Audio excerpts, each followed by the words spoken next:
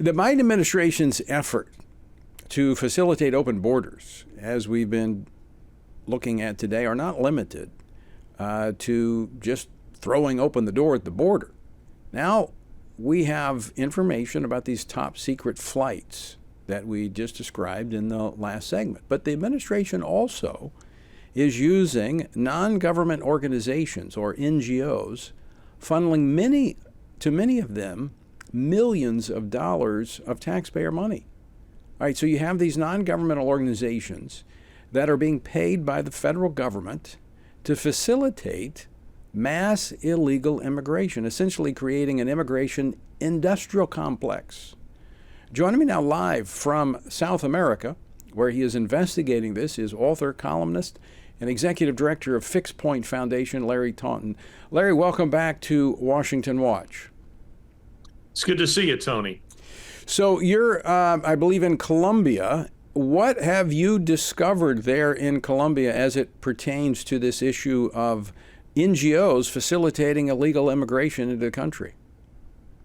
Yeah, Tony, just a couple of days ago, I was in a NGO here in Cartagena. That's the city of Cartagena that you see behind me there. And off record, the head of this NGO was telling me that they are flying these illegal immigrants into the United States. And I want to stress the word illegal, because you see, they're illegal not just in the United States, they're illegal in every country that they pass through other than their country of origin. And in the case of this particular NGO, it's Cubans, Haitians, and Venezuelans that they're chiefly flying into the U.S. to destinations unknown. I mean, even the head of this NGO had no idea where these planes were going in the U.S. Now, are these charter flights? Presumably, though they are using major airlines. I mean, American Airlines, for instance, Delta being used, but it could also be some South American airlines like Copa and Avianca that are being used. But undoubtedly, they are being chartered for this express purpose, that they're flying exclusively illegal immigrants on these flights. Now, you have read the report that we just covered in our last segment about how the Biden administration is facilitating individuals flying into this country. What you're seeing is actually different, another in-run around immigration law, is it not? Yeah, well, Tony, I think let's just start calling it what it is. The Biden administration is not merely an active participant, but they're the chief organizer of a massive global human trafficking operation. That's what they're doing. And, yesterday I flew a little twin prop into the jungle down south to a town called Nicoclí. Nicoclí is the jumping off point to Darien Gap for those people who are not flying. They're trying to make it into the U.S. On foot, bus, car, anything that they can find, boat. And let me tell you, this was a town of utter human degradation. I hadn't been there but a few minutes before I was offered sex, drugs, you name it. And I also want to stress that people who are listening to us, other than, when we're talking about cartels and a criminal element, our anger shouldn't be reserved towards these people. These are desperate people that I saw yesterday. They are people who are fleeing socialist countries in South America, and they believe in the American dream. Your anger should be directed towards the Biden administration, who cares nothing whatsoever about these people, and it is leading to a massive human rights problem, tragedy. Well, let's talk about some of that as what these people are encountered as they're being enticed to make this journey. Yeah, I think of it a little bit like this, Tony. Maybe this analogy will work. Increasingly, the more I see this, I think of it like the wildebeest's annual migrations from the northern Serengeti to the southern Serengeti, and you have crocodiles and all these rivers that are just simply waiting for dinner to appear. In this case, it's the Biden administration that is in the South that is inviting these people, saying, come on, come on. They're encouraging them. They don't care what happens to them. Human trafficking, rape, murder, people, children just disappearing. This is happening everywhere. And I saw the utter desperation in what used to be a kind of Colombian version of Panama City. I mean, a lovely beach town that's just been destroyed by the massive influx of these illegals, and cartels are largely running it. What's the end game? What is the Biden administration after? What's the left? What do they want to accomplish with this? I think there's a couple of things, Tony. First of all, beginning with Obama, the goal has not been, historically, America's goal has been, one could say that it was a naive goal, but the goal has been to elevate elements of the world to a better standard of living, towards America's standard of living.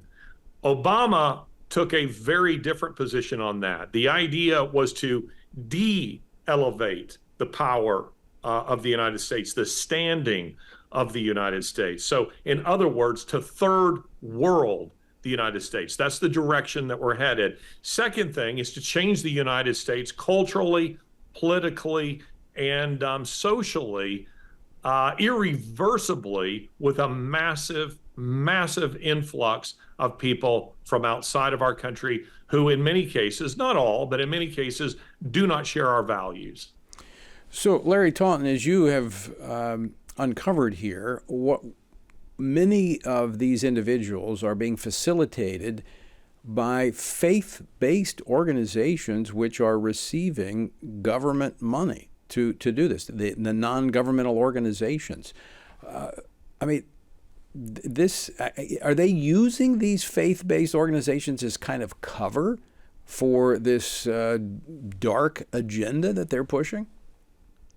You know, Tony, I can't speak to you. Actually raised an interesting question. I don't know what or if the faith-based organizations they might be using. But here's my theory, and I want to stress that this is a theory. I think we need an accountant with a sophisticated understanding of money laundering to help us uncover this, but a Pulitzer Prize awaits whoever figures this out. I mean, first of all, this part we do know. This is factual. The UN is playing a major role here through an organization called OIM. You see them all over the place. So they're the ones who are operating the flights into the United States. U.S. aid is providing some measure of aid here. But here's the part that's my theory, Tony. I believe this money, much of this money, because this is a massive, massive operation. This isn't a small thing. This is a global operation. I believe this money is being laundered and is passing through Ukraine. Wow. So is this why the Biden administration, the Democrats, all of a sudden are all about military and war with the funding of Ukraine? Yeah, I think that's part of it. Part of it is because Putin isn't a globalist. Putin is every bit as corrupt and as much a thug as is the Biden administration. It's why he can recognize that they're thugs and that they're corrupt. But he isn't a globalist. Putin is a Russian patriot, and Biden has sold his country downriver. So that's the key difference between the two of them. They need to destabilize him. But I think a second reason is because these billions, they aren't going to Zelensky's wardrobe. They're going into the pockets of corrupt politicians and to fund these massive globalist projects. Listen, this kind of human trafficking has been going on here for a while. I didn't just jump on the bandwagon and start coming down here to investigate this. I've been doing this for many years now. This is probably my 10th time in Colombia in just the last few years. When I first started coming down here to investigate this very question in, say, maybe 2020, what you had for the most part at that time, Tony, were individuals trying to make their way to the United States any way they could. And cartels were playing a role, and various NGOs were assisting where they could.